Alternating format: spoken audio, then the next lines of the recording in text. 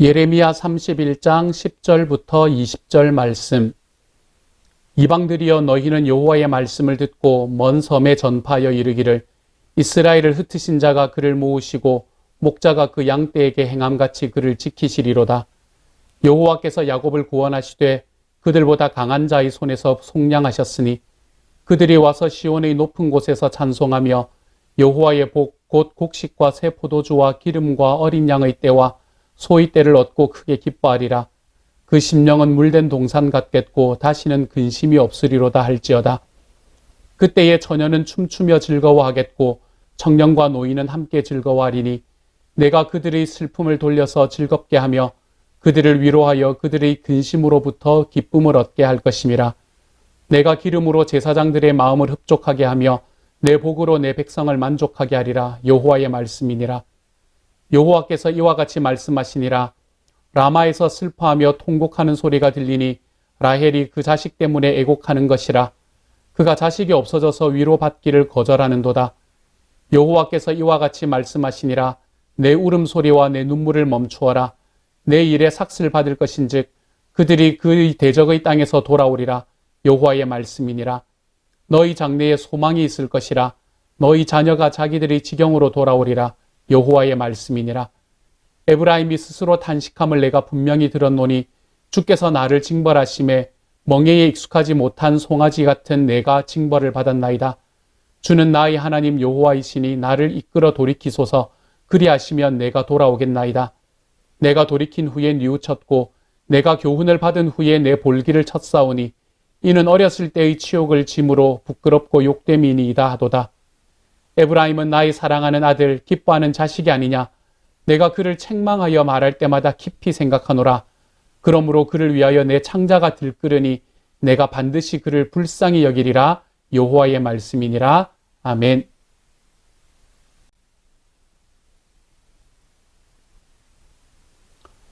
오늘은 2020년 9월의 두 번째 토요일입니다.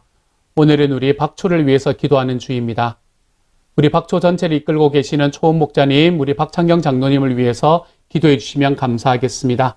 또한 우리 박초에 속해 있는 두 목장, 우리 미얀마 목장과 케냐 목장을 위해서 기도해 주시면 좋겠습니다. 미얀마 목장을 섬기고 계시는 백승용 백민희 목자 목녀님, 그리고 케냐 목장을 섬기시는 정성민 목자님을 위해서 기도해 주십시오. 그리고 또한 이 두 목장에서 섬기는 선교사님들을 위해서 기도해 주십시오. 또한 우리 목장 식구들 한 사람 한 사람들 여러분 상황들 생각나시는 대로 기도해 주시면 좋겠습니다.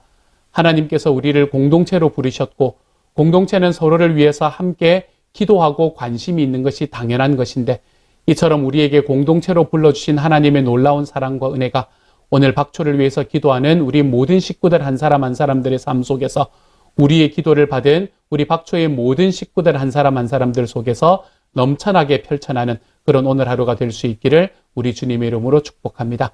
오늘 박초를 위해서 꼭 좀 기도해 주십시오. 감사합니다. 오늘의 말씀은 읽기만 해도 참 은혜가 되는 말씀들이 오늘의 말씀을 꽉 채우고 있습니다. 그래서 여러 가지 이야기를 안 드리고 말씀을 다시 읽기만 할까 이런 생각을 할 만큼 오늘의 말씀은 읽기만 해도 우리의 마음이 따뜻해지는 그런 말씀으로 가득 채워져 있습니다. 제가 몇 구절을 한번 읽어볼게요.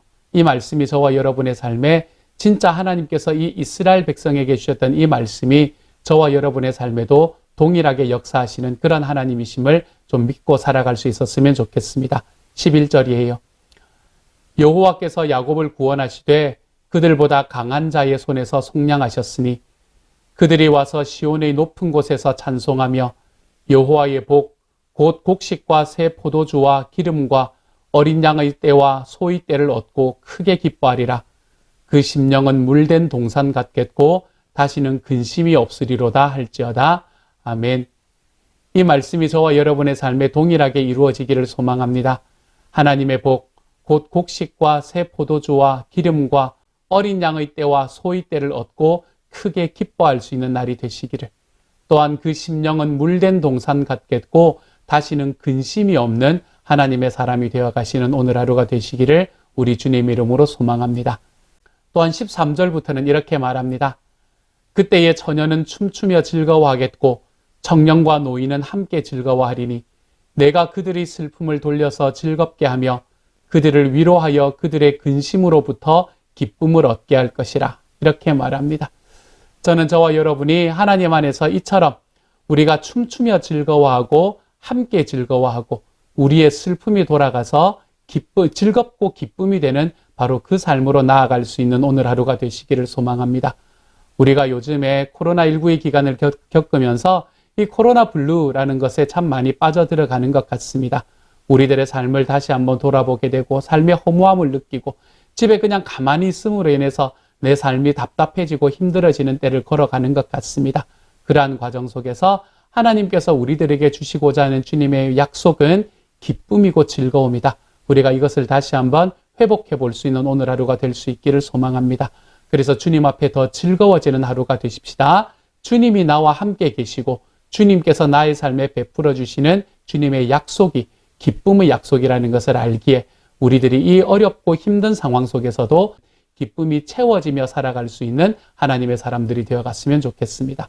또한 16절은 이렇게 말하지 않습니까? 여호와께서 이와 같이 말씀하시니라. 내 울음소리와 내 눈물을 멈추어라.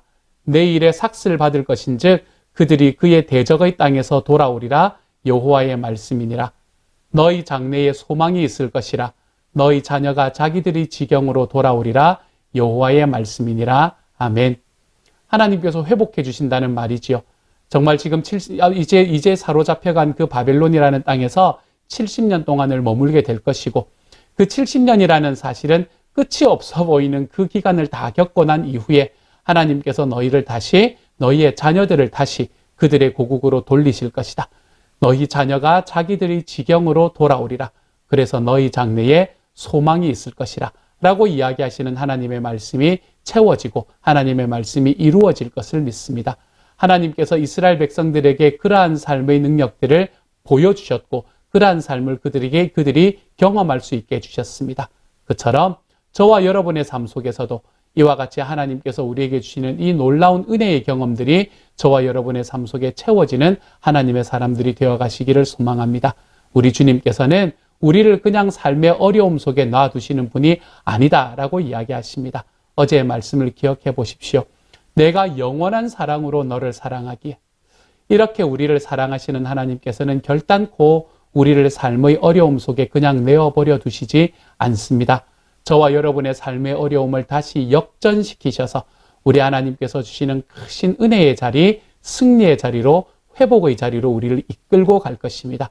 지금 현재의 삶 속에서 내 하나님 앞에 탄식해야만 하는 오늘 18절에서 이야기하는 것처럼요. 에브라임이 스스로 탄식함을 내가 분명히 들었노니 이야기하는 것처럼 에브라임이 탄식해야 했던 것처럼 저와 여러분도 탄식해야만 하는 그런 자리에 서 있는 과정들이 있습니까? 그 삶의 과정 속에서 하나님께서는 분명히 말씀하십니다.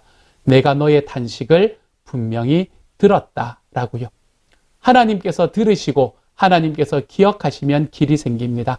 하나님께서 우리를 사랑하시기에 사랑하시고 능력이 있으신 하나님께서 그것을 들으시고 기억하시기 시작하면 우리들의 삶에 다시 한번 삶의 기쁨과 승리의 길이 열릴 수 있는 길이 열리게 되는 것이죠.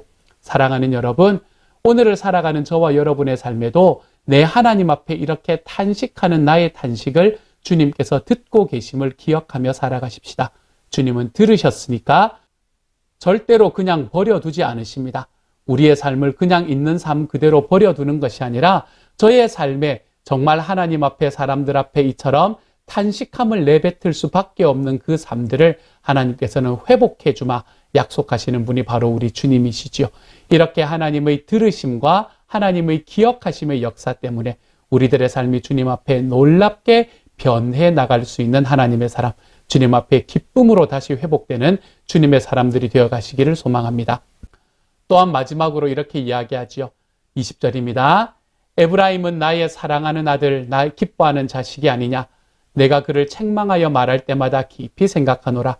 그러므로 그를 위하여 내 창자가 그를 들끓으니 내가 반드시 그를 불쌍히 여기리라. 여호와의 말씀이니라. 아멘.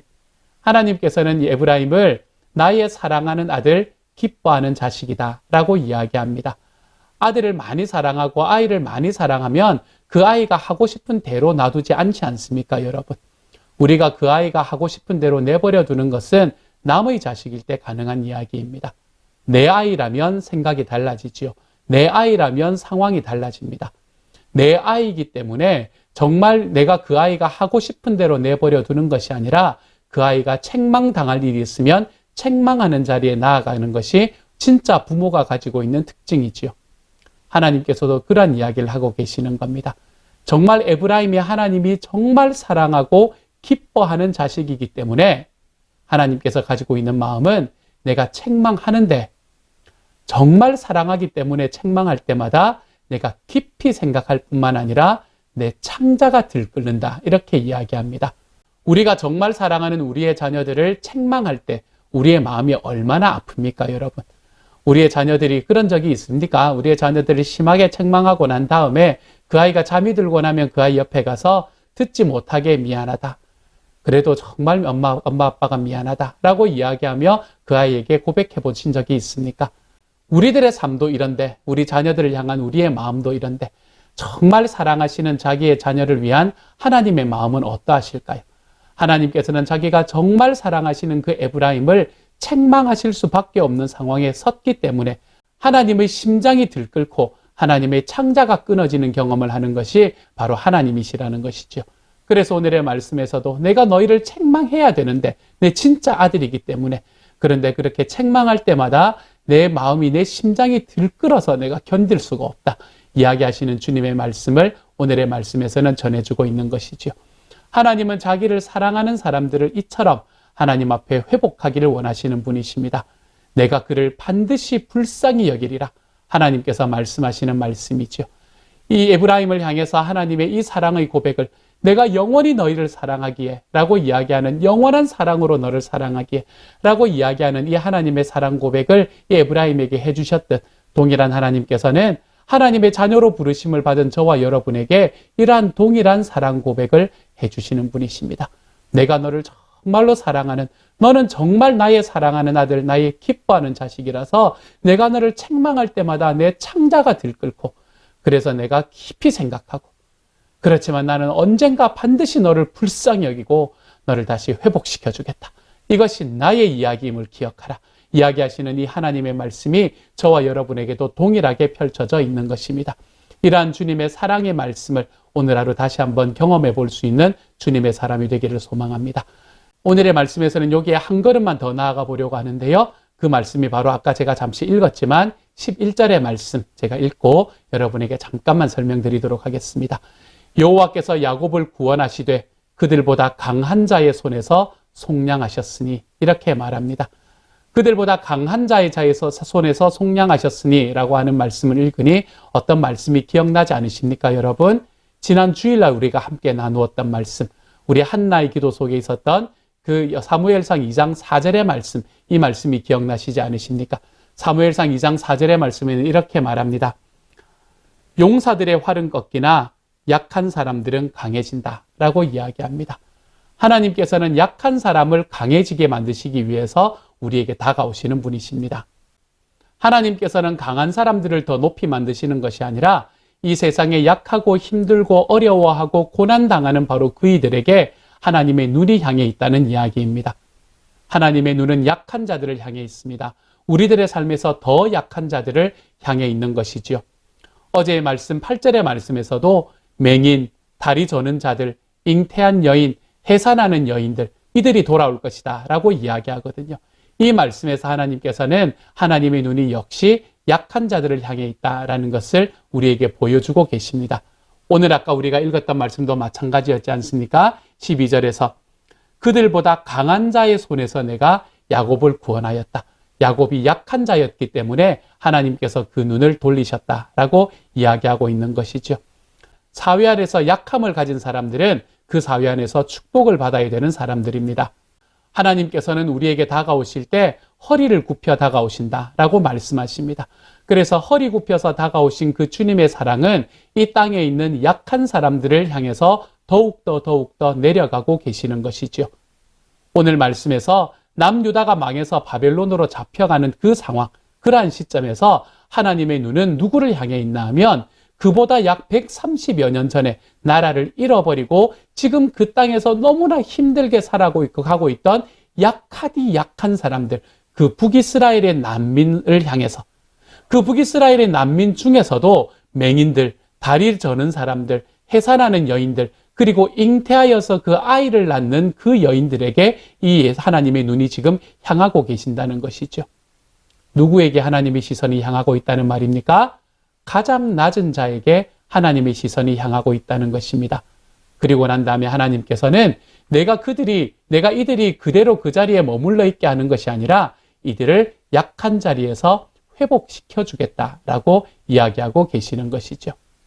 사랑하는 여러분, 저는 이 말씀을 통해서 저와 여러분이 눈이 어디를 향해 있어야 하는가라는 것을 다시 한번 바라볼 수 있는 시간이 되기를 소망합니다. 나보다 강한 사람들, 나보다 능력 있는 사람들, 또한 나보다 더 잘 사는 사람들을 향해서 우리 눈이 있어서 그들을 부러워하거나 그들과 비교하는 자리에 서 있는 것이 아니라 나의 눈은 항상 우리들의 삶에 내가 너무나 힘들고 내가 너무나 아프더라도 나의 삶보다 더 아파하는 이들을 향해서 우리의 눈들이 펼쳐져가는 하나님의 사람들이 되어갔으면 좋겠습니다. 우리가 삶을 살아가다 보면 모두가 말하기를 내가 힘들다라고 이야기합니다. 각자가 서로의 고통이 가장 크다라고 이야기하며 살아가지요. 그런데 하나님의 눈은 나보다 더 약하고 힘든 사람을 향해서 있다는 것을 기억하십시다. 내 주변을 한번 돌아보시면 지금 내가 살아가는 것보다 훨씬 더 약하고 힘들게 살아가는 이들이 내 눈에 뜨이기 마련입니다.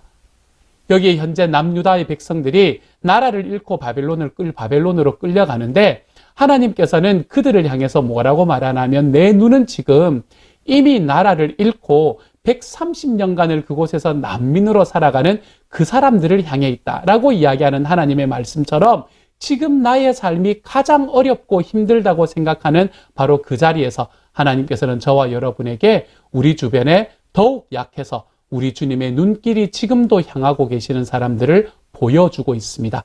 사랑하는 여러분, 저는 저와 여러분의 눈이 그들을 향해 있을 수 있는 오늘 하루가 한번 되어가 보았으면 좋겠습니다. 내가 약하기 때문에 나를 바라보시는 주님, 그래서 내가 좀 약해도 된다라는 곳으로 나아가시는 것도 너무나 좋고요.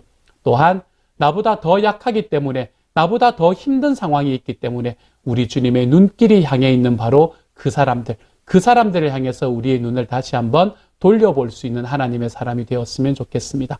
내가 제일 힘드니까 나를 바라보주세요 라고 이야기하는 이 이스라엘 유다 백성들에게 그들보다 130년 이전에 멸망하여서 그 땅에서 그 기간 동안 100여 년의 기간 동안 난민으로 살아가고 있던 힘들고 어렵고 더욱 약하던 그 에브라임 백성들, 그 북이스라엘 백성들을 향해서 하나님께서 나의 눈이 그들을 향해 있고 내가 그들을 회복시키실 것이다 라고 이야기하는 것처럼 저와 여러분의 삶 속에 살아계시는 우리 주님의 놀라우신 사랑과 은혜가 저와 여러분의 삶에 깊이 들어와 나의 눈이 이제는 나 자신을 바라보는 것에서 넘어서서 나의 이웃에게 내가 영원한 사랑으로 너를 사랑한다 이야기하시는 이 하나님의 사랑을 좀 편만하게 펼쳐내며 살아가 볼 수 있는 하나님의 사람의 자리로 걸어가 볼 수 있는 저와 여러분들이 되시기를 우리 주님의 이름으로 축복합니다.